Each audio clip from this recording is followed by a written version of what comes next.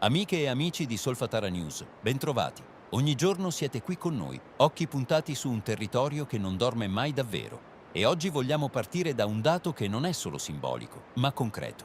Grazie al vostro supporto, alla vostra fiducia, alla vostra presenza costante, la raccolta fondi per il nostro sismografo indipendente ha già raggiunto quasi il 50% dell'obiettivo. Questo significa una cosa molto chiara. Sempre più persone vogliono capire, osservare, non restare al buio. A tutti voi va il nostro grazie, perché state trasformando un progetto in realtà. Per chi vuole continuare a sostenere questo monitoraggio dal basso, il link lo trovate nel commento fissato e in descrizione.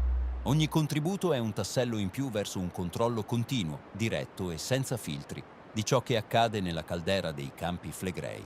E adesso entriamo nel vivo. Sono 2 giorni che il vento in zona non lascia tregua. Raffiche costanti, improvvise, difficili da gestire. Ieri i nostri droni non sono riusciti nemmeno a decollare. Condizioni troppo instabili, troppo rischiose.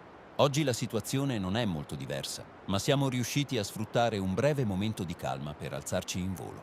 Ed è proprio in queste finestre che si colgono i segnali più interessanti e a volte più inquietanti. Prima tappa, Fumarola di Pisciarelli. Quello che abbiamo osservato oggi è un sistema in forte pressione. Il degassamento è intenso, continuo, con colonne di vapore denso che escono con forza dalla bocca principale. Il vento, è vero, disturba le riprese, sposta i vapori, li deforma, li disperde. Ma proprio in questa instabilità si percepisce chiaramente l'energia che sta spingendo dal sottosuolo. I getti di fango sono vigorosi, irregolari, segno di un'attività idrotermale molto dinamica. Non è un sistema statico, non è qualcosa di fermo, è un ambiente in evoluzione continua. E poi c'è un dettaglio che non passa inosservato. Una piccola pozza di fango, proprio accanto alla bocca principale, ha cambiato colore. Per lungo tempo si è mostrata con la classica tonalità grigia, tipica di molti sistemi fumarolici. Da domenica invece è diventata marrone. Non è un semplice cambio estetico. Nelle fumarole questo può indicare una variazione nella composizione chimica dei fluidi, nei minerali in sospensione, nelle condizioni del sistema idrotermale da cui tutto questo proviene. In altre parole, qualcosa là sotto si sta modificando. La temperatura che abbiamo rilevato oggi a Pisciarelli è di 107,5 gradi centigradi. Un valore elevato, coerente con un sistema attivo, ma che inserito nel contesto generale diventa ancora più significativo. A schermo, come sempre, trovate il grafico aggiornato con l'andamento dei giorni precedenti. È lì che si leggono le vere tendenze. Ci siamo poi spostati verso il cratere della Solfatara, anche qui non senza difficoltà. Più si sale con il drone, più il vento aumenta, rendendo ogni manovra delicata, al limite. Ma siamo riusciti a entrare nel cratere e quello che abbiamo visto conferma un quadro tutt'altro che tranquillo. La Fumarola Boccagrande oggi si presenta con un degassamento estremamente intenso. Le colonne di vapore sono spinte dal vento in modo caotico, disordinato, ma restano comunque alte, dense, continue. È come osservare un respiro potente e irregolare che proviene dalle profondità. Abbiamo sorvolato anche le pozze di fango presenti nel cratere. Le temperature al suolo sono così elevate che molte risultano asciutte o quasi.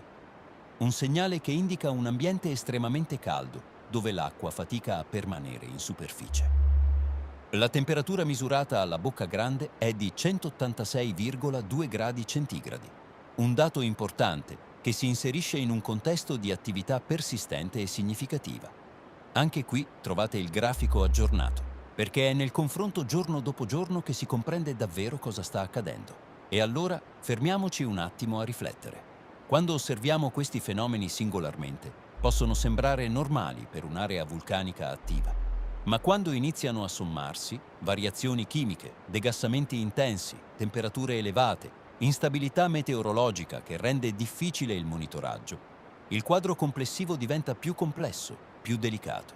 Non stiamo dicendo che sta per accadere qualcosa nell'immediato, sarebbe scorretto e non scientifico, ma stiamo dicendo che il sistema è vivo, reattivo e che ogni segnale merita attenzione. Ed è proprio per questo che il monitoraggio continuo è fondamentale, non per creare allarmismo fine a se stesso, ma per ridurre l'incertezza, per leggere i segnali prima che diventino eventi.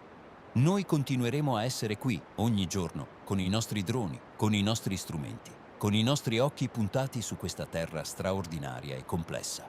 Grazie ancora a tutti voi per il supporto, per la fiducia e per far parte di questa rete di osservazione. Restate connessi, restate informati e soprattutto restate consapevoli.